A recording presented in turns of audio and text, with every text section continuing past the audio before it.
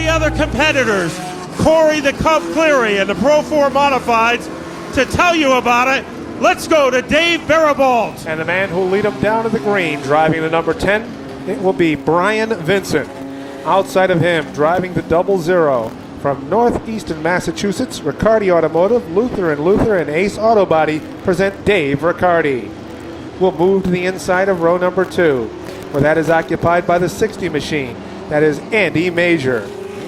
Outside of him, driving the 27 from Maynard, Massachusetts, it's Kevin Iannarelli.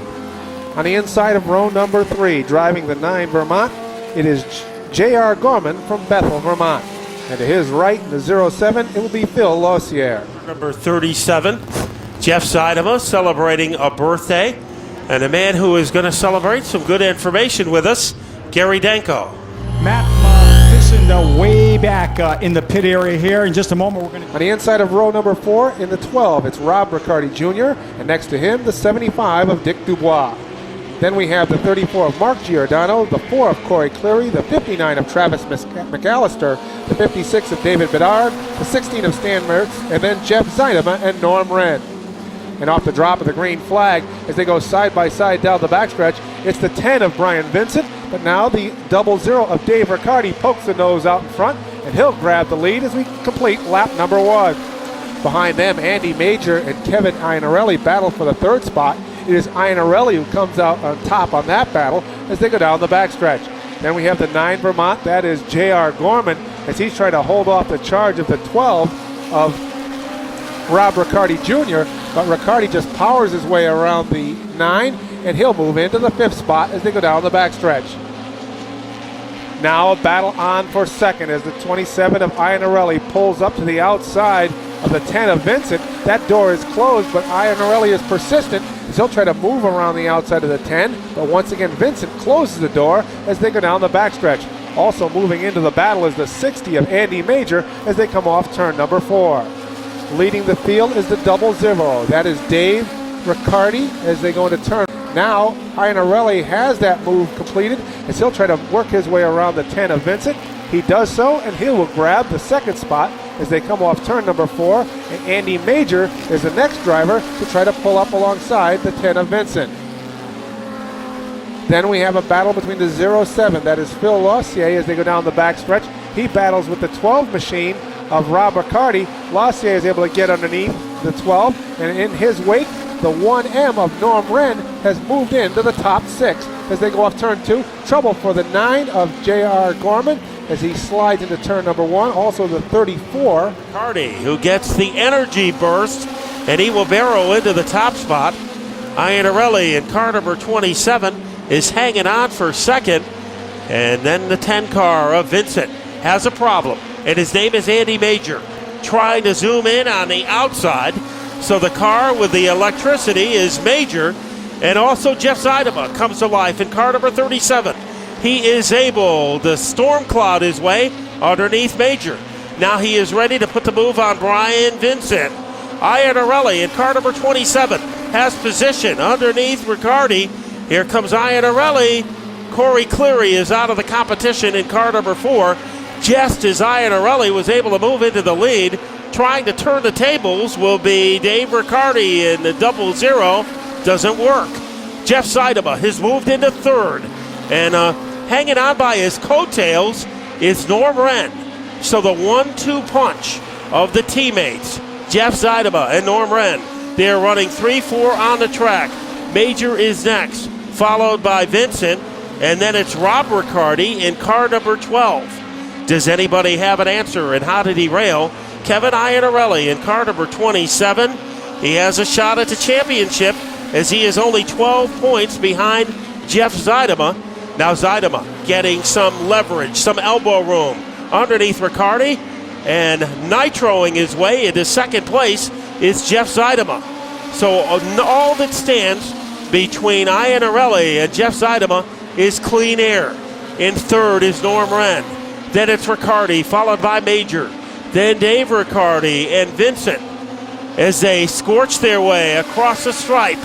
Iannarelli, and we're going to see with 12 laps left if Zuidema can make some gains into that advantage. The answer is yes. The lead is shrinking. The lead is dwindling. It is withering. Here comes Zuidema looking for an advantage down low. That's where he has done most of his passing in this race, underneath Kevin Iannarelli. And if Zuidema makes a bobble, his teammate is there to clean up. Norman Wren, you couldn't ask for a better script. The top 3 drivers could fit inside a coffee cup. Kevin Iannarelli has the advantage. Zuidema and Wren right there. Then it is Andy Major running third. The thickest jet stream is created by Iannarelli. But here comes Zuidema looking for some firepower. Room on the bottom. He gets tapped from behind by Wren, and that deprives Wren from some of his momentum. So that little tap didn't do justice to Norm Wren that time. He dropped off the pace slightly, and now it's up to Zuidema to attack the 27 car of Iannarelli. They whisk their way into the first corner. Iannarelli knows that the 37 is coming. Again, slight contact, and this time Zuidema lost his edge. Let's see if he can get it back. Iannarelli, if he's going to win this race, he's going to have to hold off 2 best. He goes high. It might have been the mistake that Zuidema was waiting for. Here comes Zuidema, and he is able to whiplash his way to the lead, and Norm Wren moves into second with 5 laps to go. So we said at the outset, this was going to be a tale of 2 teammates. It has lived up to its advertising. Jeff Zuidema celebrating a birthday. He cranks it up into turn number 4, but right there in his shadow, Norm Wren all over him like turtle wax as they head into turn number 2. Iannarelli now off the pace in third. Andy Major has been strong all race. He is fourth, followed by the Ricciardi combination. And now the passing flag is given to the 75, so he will try to stay low and give plenty of room to Jeff Zuidema as Dick Dubois goes downstairs. Zuidema goes upstairs, down to the final 2 laps. Zuidema leads him into turn number 1. His teammate trails by 2 car lengths. That is Norm Wren. Then we fall back 3 car lengths to Kevin Iannarelli. Off turn number 4, Jeff Zuidema looks to put a stranglehold on today's victory in the Pro-4 Modifieds. White flag in the air as he goes into turn number 1. It is Zuidema, then Wren, then Iannarelli. Those 3 cars, they rocket their way into turn number 3. But off turn 4, it will be Jeff Zuidema with the checker. Finishing in second is the 1 of Norm Wren, 27 of Kevin Iannarelli finishing third. Then this man just gave to himself the winner of today's 25-lap Pro-4 Modified feature as he gets ready to jump out of the car. This car is for sale, and if the driver comes with it, you will have a heck of a bargain. As here he comes, ladies and gentlemen, Jeff Zuidema. Boy, as birthdays go, Jeff, this has to be a pretty good one. Yeah, it's I'm 39 years old for the 6th year in a row. A pretty amazing thing. It's probably my 24th year racing. It's the first one I've ever had at the Speedbowl.